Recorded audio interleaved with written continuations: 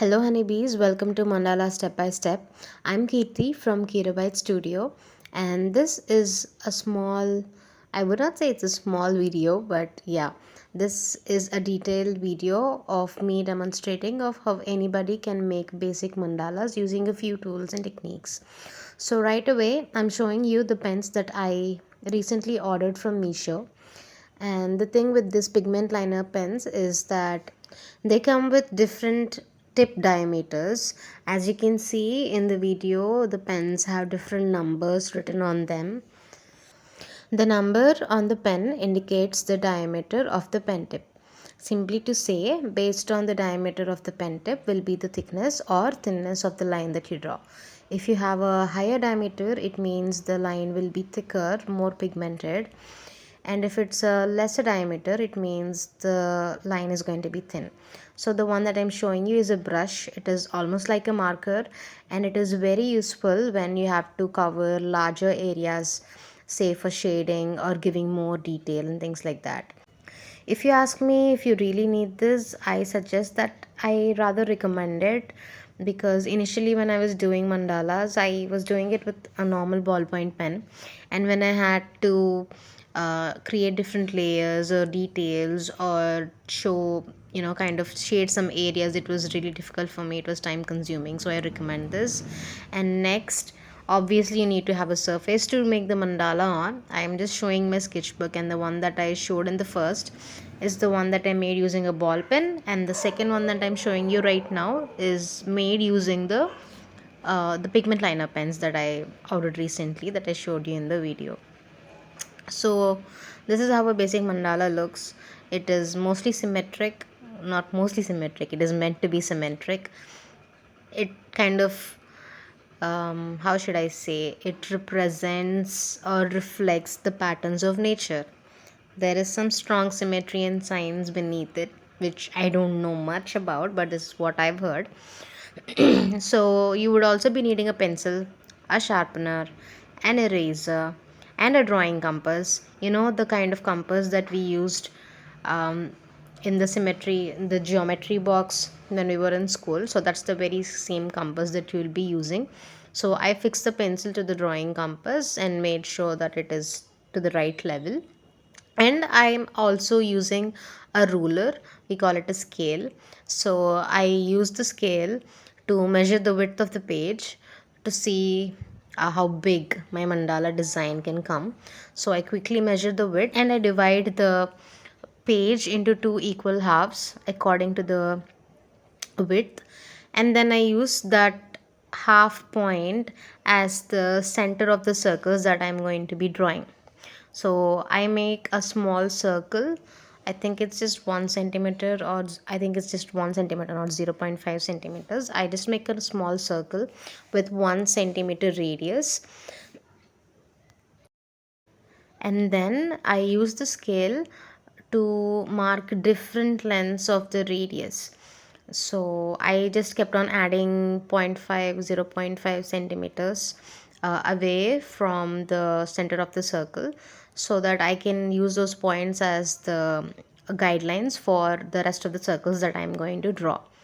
So I quickly use the compass. I use those points that I marked as the guideline for each circle that I drew. I just fast forwarded this part so that you can see how this entire thing is made. Now, if you ask me, do the measurements need to be like the one that I mentioned in the video? No, absolutely not. It is completely up to you as to what is the design that you want to frame, and how far apart from each other the layers need to be. It is completely up to you. It is up to your creativity as to what you exactly want to create. So the freedom is in your hands. So now that I'm done with the concentric circles, I use the ruler again and keep it at the center of the circle to divide the circles into four quarters. And accordingly, I use the same ruler. In the same method, I divide the circle into as many sectors as I can, as much as the space allowed me to.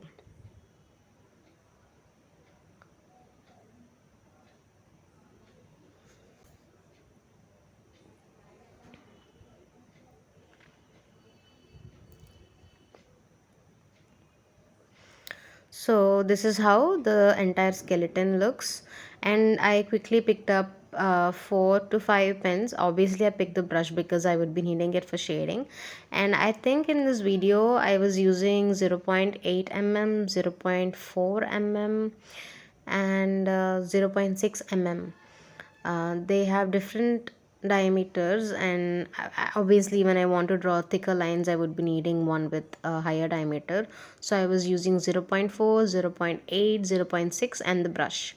So I set up the sketchbook on a surface where I feel comfortable drawing in, and I start doing the mandala right from the center.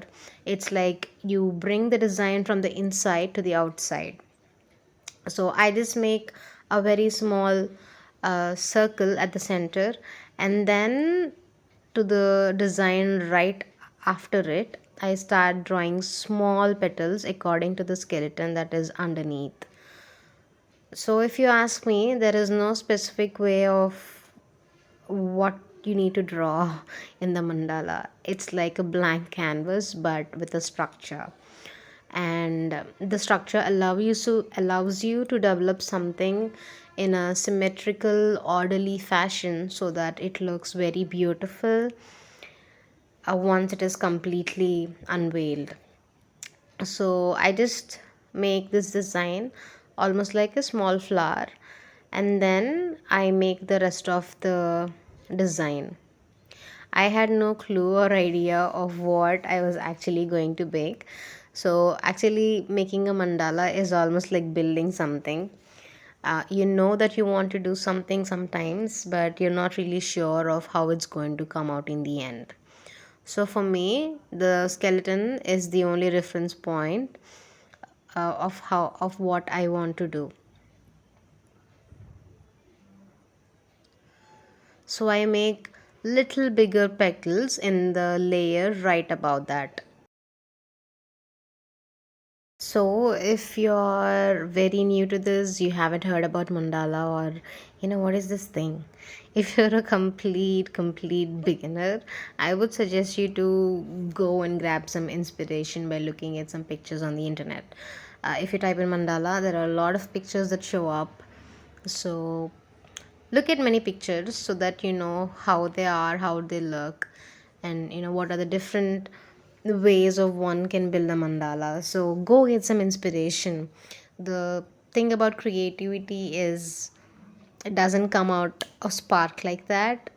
There needs to be some feed into your brain that goes in, out of which something else actually springs up after all the mental work that you put in. So I have seen so many, but this particular one that I'm drawing is, I would say, it's an expression of all the images that I have in my brain, bits and pieces of all the things that I've gathered, extracted. So it's like something is there inside already and it is expressing in a different way. I don't know about like mandalas, like how they originated, but recently, I think a few months back, I've actually watched a series on Prime or Netflix, don't remember, but still it says like mandala murders. Okay, I was like thinking like what mandala murders, like what is the concept behind it? So the mandala designs are actually involved in this entire series, and I've heard in that series that mandalas are designs that reflect the patterns of nature. They reflect the symmetry, they reflect the order, they reflect the process. So there is like deep meaning that is ordered and structured within, that represents the processes of nature. How things are aligned, how do they work, things like that. Well, I haven't read this from anywhere. It's just that what I heard from the series that I watched. But yeah, personally for me, mandalas are really eye captivating. They just make me wonder of how things can be really beautiful. Just like how we look at many different things in nature and we are in awe of their beauty and majesty, and we wonder about how things can be so beautiful. So mandala is something like that for me. At this point of developing this, I've already made some mistakes, And I've tried actually covering it by drawing a different layer underneath the hearts. And I'm also using the brush pen to use the hearts that I drew. So I think at this point you can see how the design is unveiling gradually, and I think it will be really beautiful once you reach to the end of the video of how it actually looks at the end. So there is no specific order of what you need to do next. For me, I just went with the flow. I was just looking at what I already developed, and from that and from the skeleton that is present next to the design, I was just making another layer of design.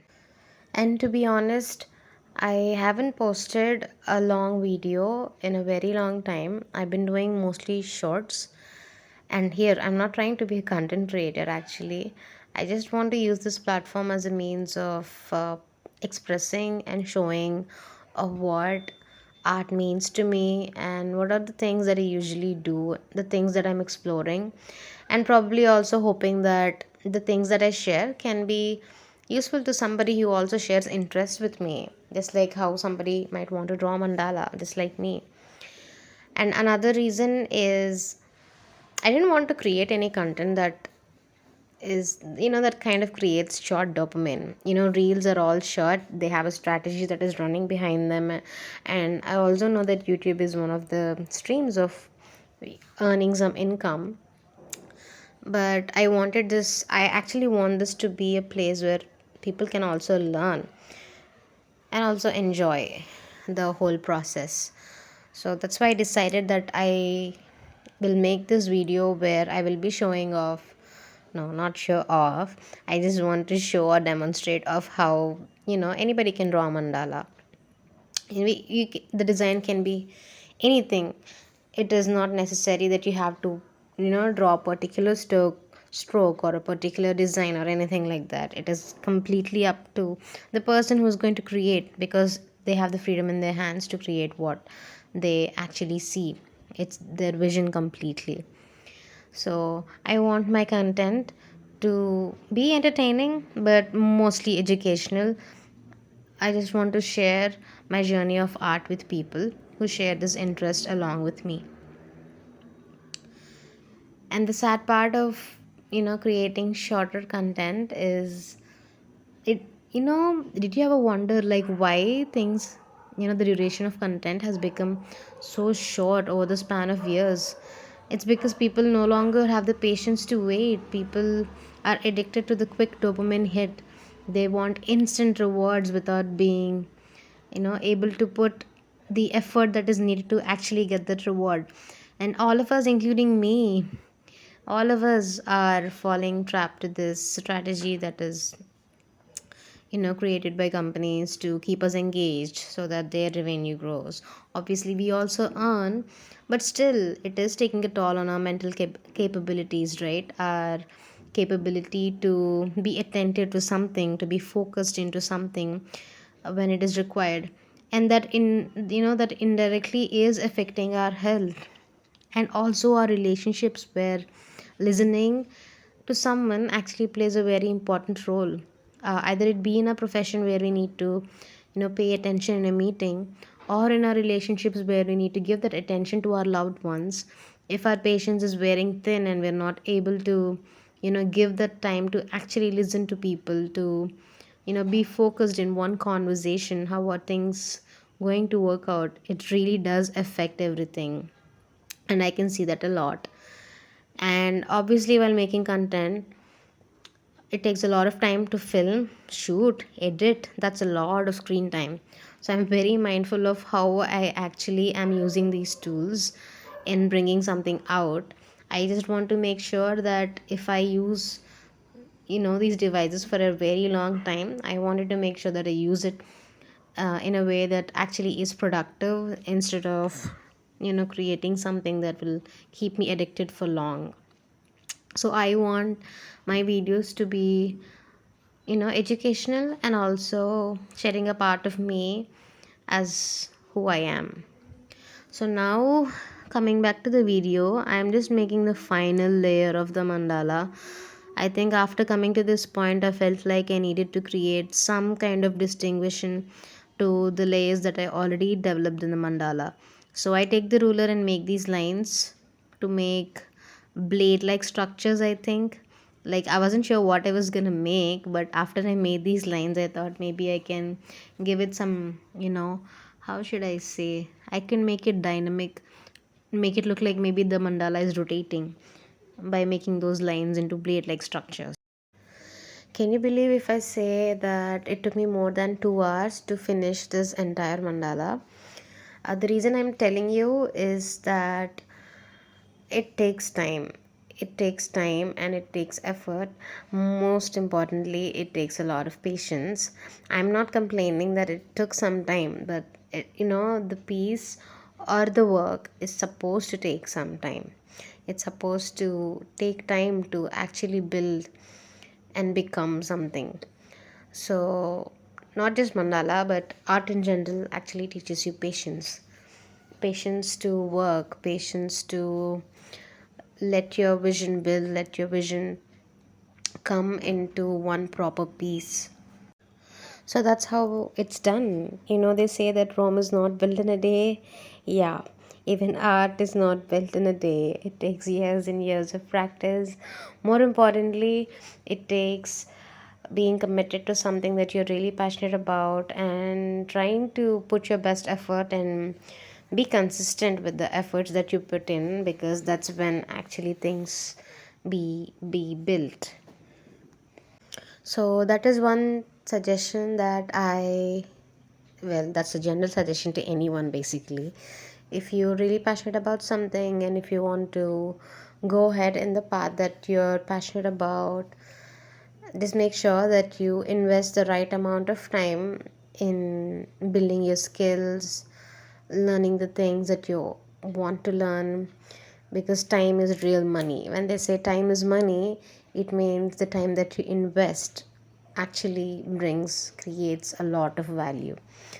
So be consistent, try to be consistent, because once you lose the grip, it really takes a lot of time to actually sharpen up the blade once it gets blunt. So learn to discipline yourself, teach yourself how to become a self master, and just never give up in building yourself as a person and the skills that you're given and the skills that you want to improve. So there is always chance to become better and to do better in life. So here we're almost done with the design of the mandala. Can you see the design finally making some sense and actually coming into one beautiful picture together? See, that's the beauty of building things step by step. So, this is how a mandala is built. It is not some secret science or, looking at it and the details and the complexity. You needn't feel or get scared that, this is some design that I cannot create. No, it's very simple. Well, actually, in life, things are built on simple things. So, once I finish this entire design, I erase the skeleton using an eraser, and you have to be really careful, otherwise, you might tear up the page. Now, it's time for the final step, which is making my own signature on the piece that I have created. It's like the creator's mark. So, I sign up the mandala that I designed, and this is how the final look is. What do you guys think? Do you like it? And can you really see how something beautiful can be built from something very basic? Let me know in the comments if you like this and if this tutorial is helpful. And don't forget to subscribe to Keerabytes Studio for more art content. Bye bye.